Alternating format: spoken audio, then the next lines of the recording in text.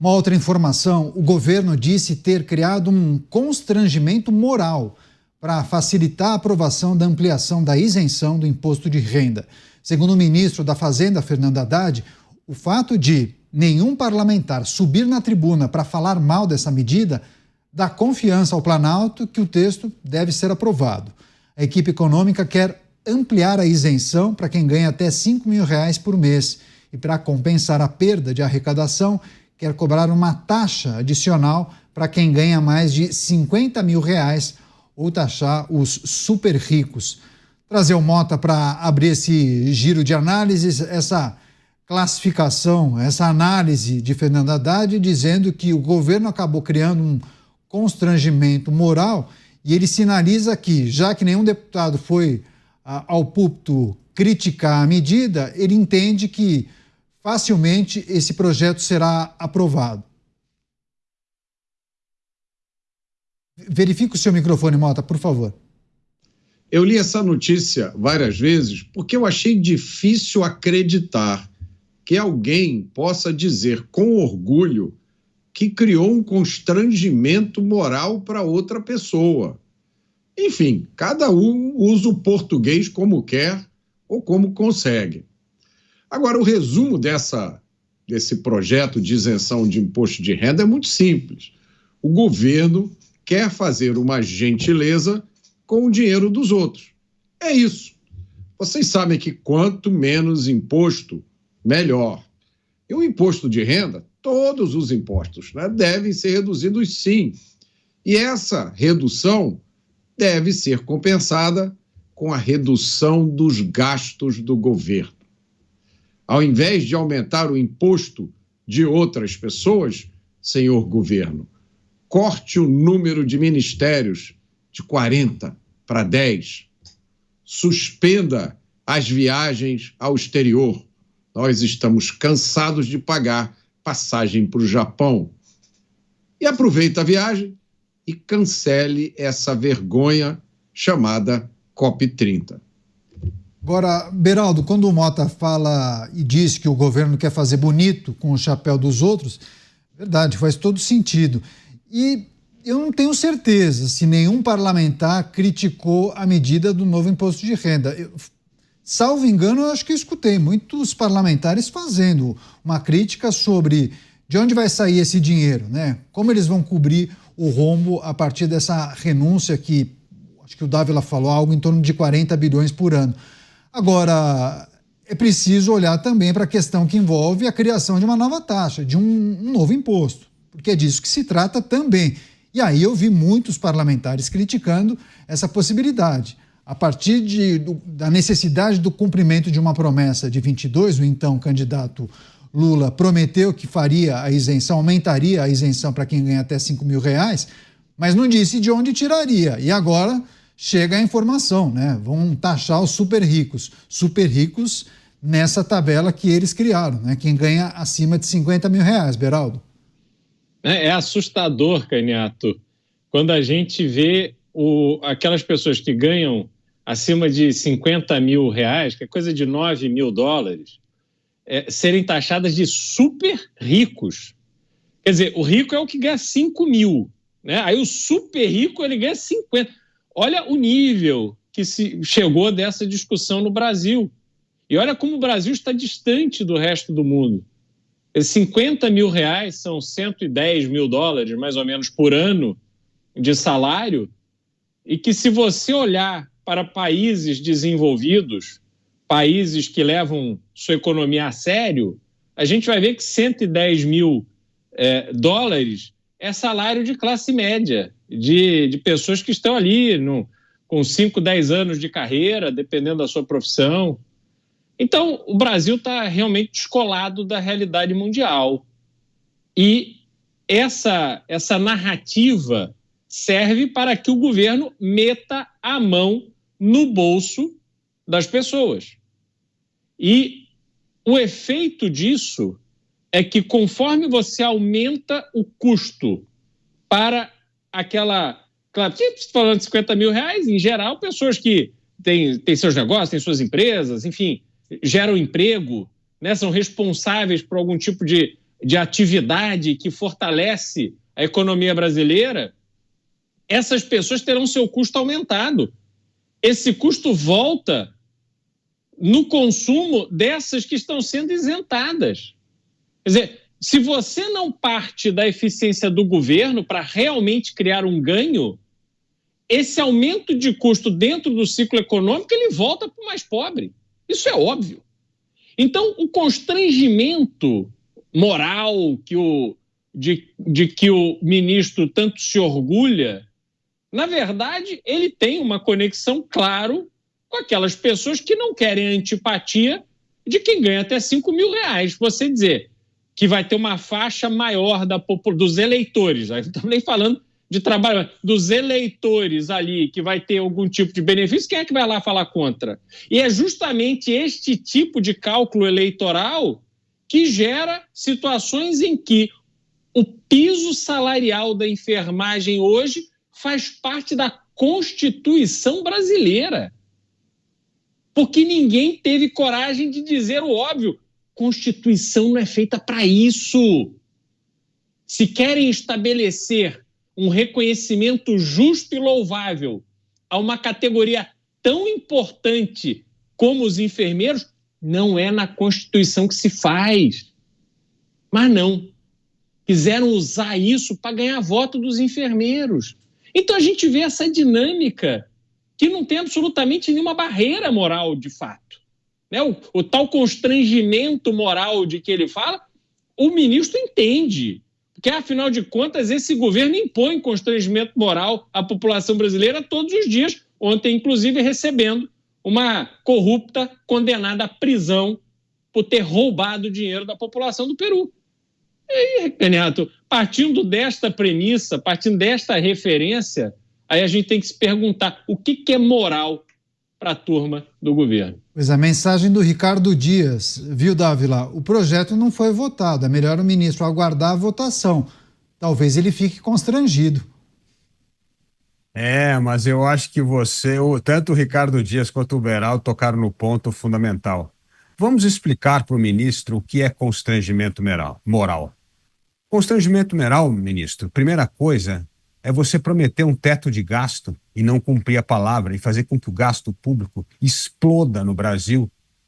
Constrangimento moral é ser um ministro da Fazenda e ter que admitir que o Brasil vai quebrar em 2027 por causa da incompetência de gerenciar as finanças públicas. Constrangimento moral é arrumar dinheiro fora do orçamento para financiar programa via pedalada fiscal, como foi o caso do pé de meia.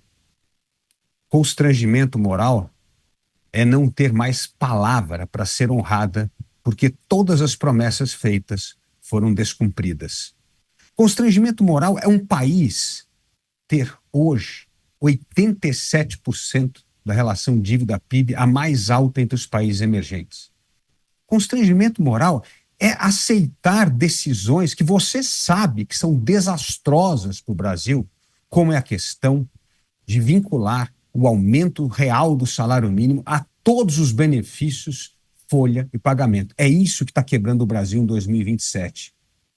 Constrangimento moral é saber de todas essas imoralidades, mas a sede de poder está acima de tudo. E para ficar no poder, vale tudo.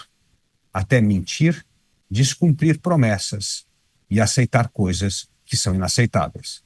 Mota, talvez faça algum sentido a declaração do ministro quando ele faz uma reflexão sobre a não manifestação de parlamentares que talvez tomem a decisão de não criticar, porque possivelmente serão criticados ou vão receber mensagens nas redes sociais, talvez de eleitores que digam: poxa, você não quer então que nós tenhamos a isenção porque eu ganho, sei lá, até R$5.000. Talvez esse seja o receio do parlamentar. Agora, se de fato os parlamentares não falaram nada, é preciso que eles façam comentários e apontamentos sobre um novo imposto, né? Sobre a taxação de quem ganha um pouco mais. Você sentiu falta de críticas e observações dos parlamentares, ô Mota? Eu sinto falta sempre, Caniato. Eu senti falta disso na aprovação dessa deforma tributária que foi votada de madrugada, na qual a maioria dos deputados não teve nem chance de ler o texto final. Eu acho que falta para muitos dos nossos parlamentares o preparo suficiente e até a disposição para entender um pouco melhor sobre imposto, sobre como é que isso funciona. Eu acho que muitos deles dedicam mais tempo à questão das emendas do que ao do imposto, né? O importante é o dinheiro que chega para mim, para eu levar lá para a minha base. Como o dinheiro coletado dos contribuintes não faz muita diferença, mas faz toda a diferença sim. É gritante essa disposição do governo de gastar cada vez mais, gastar com coisas que são absolutamente prescindíveis, de manter 40 ministérios, está toda hora todo mundo viajando para o exterior, dessa COP30 que, salvo engano, está estimada em 1 bilhão, não sei se esse número está certo. Enfim, é por aí que você começa a redução do imposto, na redução dos gastos do governo. E você não ter uma massa crítica de parlamentares dispostos a dizer isso, era preciso que fosse criada no Congresso Nacional uma frente anti-imposto. A gente precisava ter no Brasil alguém desempenhando o papel que o Elon Musk está desempenhando nos Estados Unidos, ativamente procurando locais onde estão ocorrendo fraudes, desperdícios, reduzindo os gastos do Estado que se reduz o imposto pago pelo cidadão. Você tirar a carga tributária de uns e jogar para outros é covardia, isso é populismo, isso é criar em algumas pessoas a impressão de que elas estão sendo beneficiadas, quando, na verdade, quem está sendo beneficiado é o Estado, que passa de bonzinho e que ganha, assim, uma historinha bonitinha para contar na eleição do ano que vem. Deixa eu só passar para o Beraldo, talvez ele queira fazer uma observação em cima de um comentário feito aqui nas redes, viu, Beraldo? Porque comentaram aqui a conta que você fez sobre os super ricos, porque você converteu o que supostamente ganha um super rico aqui em dólar. E aí a pessoa questiona se você não deveria transformar em dinheiros, entendeu? Talvez o super rico nos Estados Unidos ganhe 50 mil dólares e não fazer essa conversão de 50 mil reais para 9 mil dólares. O americano que ganha 50 mil dólares é um super rico? Daria 600 mil dólares por ano? Não, ele é rico, ele não é super rico. A dimensão de riqueza nos Estados Unidos é completamente diferente da dimensão de riqueza no Brasil. O sistema de funcionamento da economia e como essa economia viabiliza uma vida decente, uma vida segura para a população, inclusive mais pobre, não tem nenhuma comparação com o Brasil. Uma pessoa que inicia a sua carreira ou que está ali trabalhando num serviço mais braçal, seja do que for, ela tem condição de ter um carro bom, de morar numa casa decente, ter acesso à educação para os filhos de excelente qualidade, morar num ambiente seguro, pode falar no telefone que ela tem condição de comprar, sem preocupação de ser assaltado.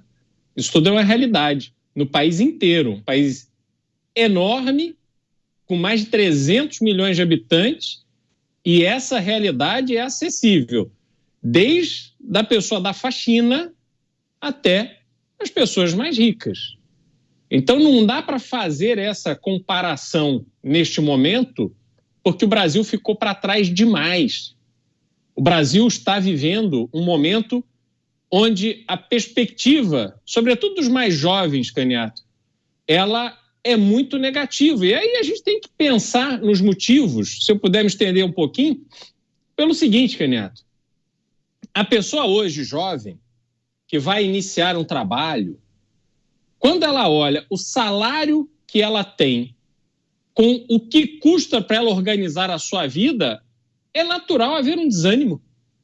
Você pegar o salário que a pessoa ganha ali 3, 4, 5 mil reais. Aí, olha, quanto é que eu preciso guardar para comprar uma casa, um apartamento, onde eu vou ter minha família? ela desiste, porque ela vê que aquilo se torna impossível. Não sobra dinheiro suficiente para se fazer uma poupança que viabilize você começar do começo e atingir um patamar de estabilidade, de prosperidade, para oferecer a seus filhos uma vida melhor do que você teve. Ou você já começa de cima, ou você já tem um empurrão no início, ou realmente os caminhos são muito difíceis. Aí a gente tem que pensar, Canhoto, no que reside essa destruição da produtividade brasileira. É nesse desânimo. É uma geração, ou já consolidada, né, já mais de uma geração de pessoas que primeiro não tiveram boas referências dentro de casa. E não estou nem falando de pai bêbado, não, é simplesmente a destruição do conceito de família, este enfraquecimento planejado, arquitetado no Brasil para que a instituição familiar, que é o pilar, é a principal referência que qualquer pessoa deveria ter, isso hoje já não tem mais importância para muita gente. Vai, sai um, vai, tem filho, vai, aí pega outro, aí tem outro filho, aí vai não sei o que, aquela confusão. Isso tudo vai fazendo com que as novas gerações percam a referência. Quando ela chega no mercado de trabalho e vê essa desigualdade, essa dificuldade, ou ela vai viver no caminho fácil do dinheiro do governo, ou ela vai para o crime. Porque ela não vê alternativa. Histórias e mais histórias de pessoas que, ao terem a oportunidade de ganhar mais em alguma atividade ilícita, preferem a trabalhar decentemente porque não vem perspectiva. Então o Brasil se destruiu por dentro. O futuro dos mais jovens está destruído no Brasil. E isso tudo atende a interesses muito específicos daqueles, estes sim, super ricos, que estão comandando o país, Canhoto. Importantes informações e apontamentos feitos pelo Beraldo, mas só para ilustrar, a gente vai trazer outros assuntos. Países mais produtivos do mundo: Singapura, Luxemburgo, Irlanda, Estados Unidos, Suíça, Dinamarca, Hong Kong e Suécia. O Brasil está entre os últimos colocados desse ranking. E aí teve uma parcial, o ranking de fevereiro desse ano, fevereiro de 2025, o Brasil está na 78ª colocação nesse ranking de produtividade, atrás de vários outros países da América do Sul. E aí eles separam por setores. O Brasil está na última posição de produtividade industrial. Bom, a gente vai tratar bastante disso ao longo dos próximos programas. Rápida parada, daqui a pouco a gente volta. Mais informação, debate, análise e a sua presença é importante. Até já!